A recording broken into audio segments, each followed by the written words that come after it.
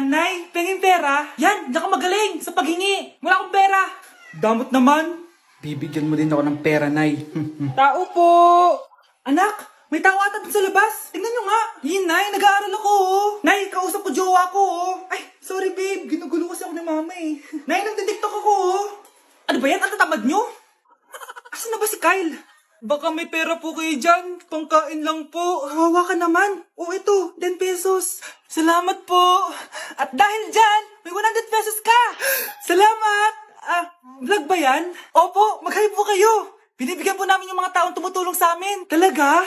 Malaki na ibibigay ko sa susunod para malaki din yung babalik nila sa akin. A few moments later. Palimos po. Pangkain lang po. Ay, kawawa ka naman. Teka lang. Ito, 10,000 pesos. Kasi na dito ATM ko. Mag-withdraw ka, ha? Talaga po? Ang bait niya naman po. Oo, mabait talaga ako. Salamat po dito, ha? Saan nagpunta yun? Babalik naman yun, di ba? Yung 10,000 ko. Yung ATM ko. Meanwhile. Ang galing natin, Kyle. Hati tayo dyan, ha? Teka lang, nasan si Kyle? 10K tapos ATM, oh. Walang iya ka, Kyle! Hey, class, magdi-discuss ako. Makinig kayo sa akin, ha? Oh, grabe, ang ganda ko talaga. Masaya na naman siya, oh. Munda ka sa akin. Ma'am, di ba po bawal mag-makeup kapag oras ng klase? Si Scarlett kasi nagme-makeup, po. Lu, pero pag ikaw pwede? Equals to. Ay, oo. Mamaya na yung makeup na yung Scarlett, ha? Makinig ka sa akin. Aw, di na siya makakapag-retouch. Okay, class. Dalawa ang naka-perfect sa exam natin. Si Cheska. Expect ko naman na perfect ako, eh. At si Scarlett. Perfect din ako. Talagang nilalabanan ako ng babaeng to. Patingin na tas paper mo. Ma'am, di ba wrong spelling is wrong? Mali yung pneumonia niya, oh. Walang P sa una. Ha? Ay, oo nga. Kulang ng P. Hindi ka na perfect, Scarlett, ha? Ayan, ako na ulit ang highest dito sa klase. Kontrabida talaga tong si Samantha sa buhay ko. Bakit di nagre-reply yung jowa ko? Saan na ba yun? Tagal naman ni Scarlett. Saan na kaya yun? Hi, Miguel. Oh, Samantha, samahan mo naman ako sa kantin. Libre kita. Di pwede. Hinihintay ko yung jowa ko. Ha? Nasaan na ba yun? Yay! Sasamahan mo ako!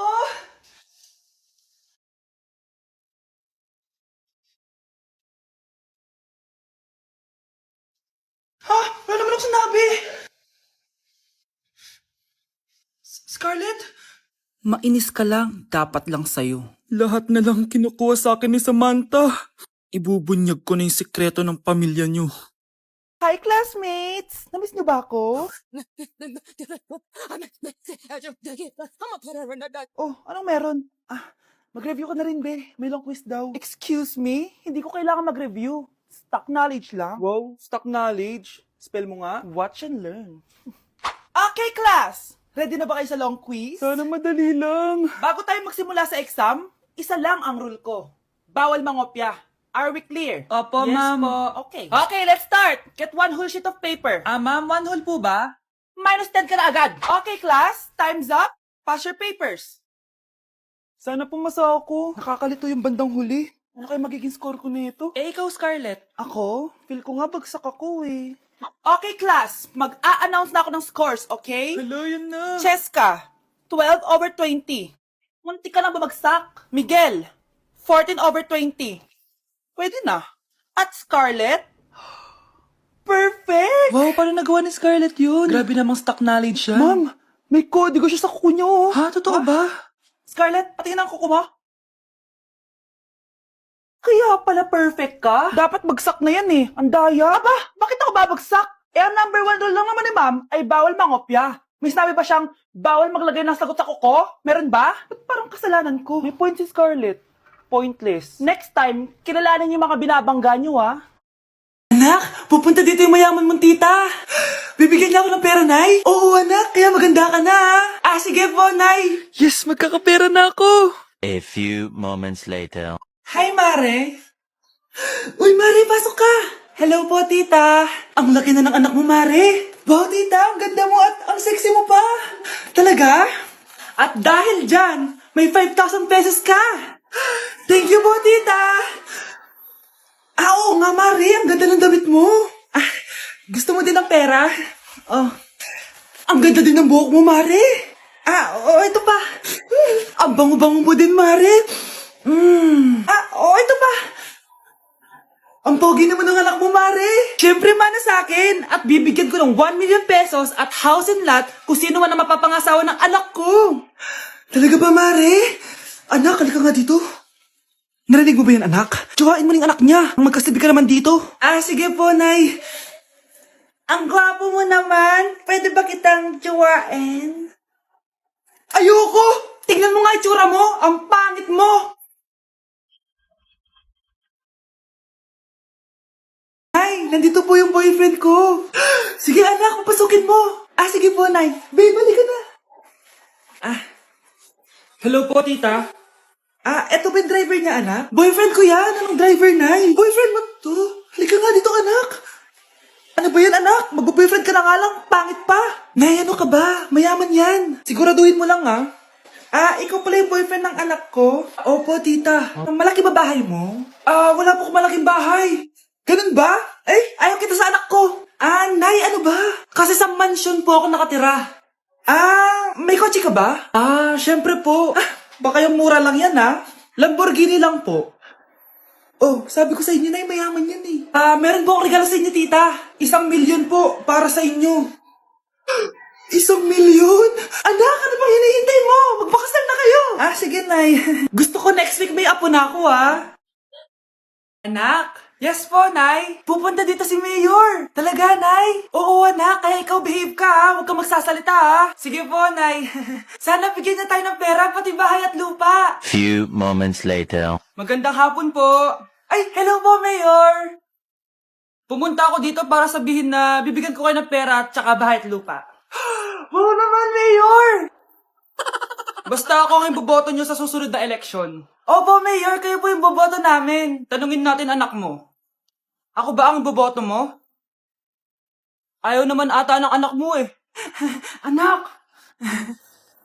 Mukhang ayaw talaga eh. Ibibigay ko na lang sa iba yung pera tsaka lupa. Aalis na ako. Nay, tinatamad ako pumasok. Diyos ko, mga kabataan ngayon. Kami nga, tumatawid pa kami ng ilog at bundok. Nayo, ito award mo. Ang ganda mo, be. Ano ka ba, be? Ako na to eh. Ikaw na talaga yan. Mas inuna pa mag-makeup kaysa maligo. Yes! Hoy, ikaw babae ka. Puro ka cellphone. Ikaw nga buong araw nakikipag-chismisan dun. May sinabi ba ako? Be, ang lungkot mo siguro, no? Kasi wala kang jowa. Mas okay na yung walang jowa kaysa sa walang mama. Ang boring naman. Maginis kaya ako. Anak, paglinis ka na nga ng bahay. Matutulog na lang pala ako. Be, nagugutom ako. Kain tayo. Huwag na, be. Nagtitipid ako. Tara, libre ko. Sige, tara. Alam mo, ate, kung nakakayaman lang ang pagiging marupok, mayaman ka na. Kung nakakayaman lang ang pagiging pangit, ikaw na pinakamayaman. Grabe, face to face na. Be? Uy, be! Miss you, be! Miss you din! Nakita ko na naman yung plastic kong kaibigan. Pumangit ata siya lalo. Mas maganda ako sa kanya. Welcome back, students! Finally, makakapag face-to-face classes na tayo. Yay! Face-to-face na! I miss you all, guys! Vince, gising! Face-to-face na! Face-to-face na? Akala ko neglas pa din. Be, alam mo ba si Nena? Balita ko daw may anak na yan. Oo, Sino be. yung nagdadaldalan sa likod? Sorry po, sir. Be, mag-mute muna tayo, ha? So, ang x plus 1 is equals to 2x plus square root of 91. Ano daw? Yes, Mr. Alarcon? Sir, nagalag po kayo. So, yun lang naman ang lesson natin for today. Maglabas kayo ng mga papel at mag-quiz tayo ngayon. Patay, mag-quiz na! Mag-google na lang ako. Tanga, walang Google dito. Good day, class. So, pwede na kayo mag-leave sa Zoom. I mean sa classroom. Bye, guys. Si Mr. Alarcon lang ang nakakuha ng 98 sa exam. Oh, ano kayo yan? Mga bobo! Tapos kayong lahat perfect kayo. no. Yan, ang yabang kasi. Buti nga sa kanya. Mr. Alarcon, bakit may bulak ka sa tenga?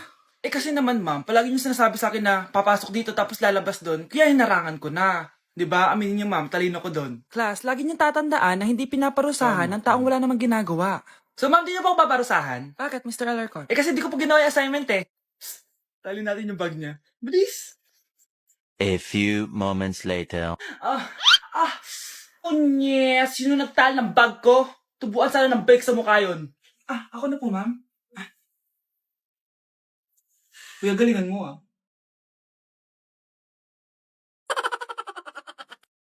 Mare? Uy, Mare, kamusta? Eto, Mare, okay lang ako. Hindi ikaw, yung utang mo. Mare, wala pa akong pera eh. Aba, isang taon ka na walang pera, Mare ah. Kaya nga ako pumunta ulit dito, Mare, kasi mangungutang ako ulit sa'yo. Ay, bawal na. Umalis ka na dito. Sige na, Mare. Kailangan ko lang talaga ng pera. Bawal! Ayaw mo akong pautangin ha. A few moments later. Hi, Mare! Oh, mangungutang ka na naman? Ay, hindi ako mangungutang, Mare. Bibigyan sana kita ng niluto ko. Ay, talaga ba? Hoy! Wala kang galaw! Ano to? Hold offer yata yun, Mare! Hold offer? Anong gagawin natin, Mare? Ibigay niyo sa akin lahat ng pera niyo! Bigyan mo ng pera, Mare! Pera? Oh, ito! Umalis ka na! Mabilis ka naman pala kausap eh. 1 hour later. Oh, eto na yung pera inuutos mo sa akin. Galing mo talaga. May pera na ako ulit. Anak, punta ka nga dito. Tuturuan kita ng module mo. Sige po, Nay. Sige, anak, magbibilang tayo, ha? 1, 2, 3, 4, 5. Tama, anak. O, sige, ito. May nakita akong 3 unggoy. Umalis ang isa. Ilan ang natira? 2, Nay. Tama. Galing-galing naman ng anak ko. Nay, alam ko kung saan pumunta yung unggoy. Saan, anak? Dito, Nay. Nagtuturo ng module. Huwag mo ako sinusubukan, ha? Sige, ma. Ito, kung ako ay may 3 boyfriend, tapos nadagdagan ng isa, meron akong... kalandian, ma? Kalandian! Halika dito, sinusubukan mo talaga ako, ha?